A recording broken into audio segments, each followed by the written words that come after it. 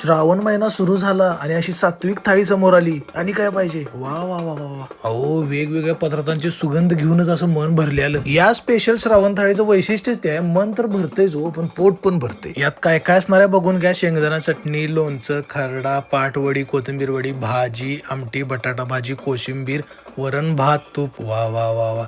पुरणपोळी असणार आहे. पुरणपोळीच्या ऐवजी चपाती किंवा भाकरी सुद्धा तुम्ही घेऊ शकताय. खपली गव्हाची खीर, दूध, पापड. वा आणि काय पाहिजे वा वा वा. आणि ही स्पेशल श्रावण थाळी हॉटेल भाकर मध्ये तुम्हाला खायला मिळणार आहे. हॉटेल भाकर हे नेहमीच आपल्यासाठी पारंपरिक आणि घरगुती पदार्थ घेऊन येत असते. काय सांगताय, तुम्हाला माहित नाही कुठे आहे ते? अहो कोल्हापूर जिल्हा परिषदच्या शेजारी. खूप झालं बोलणं, आता खूप झाला दंगा.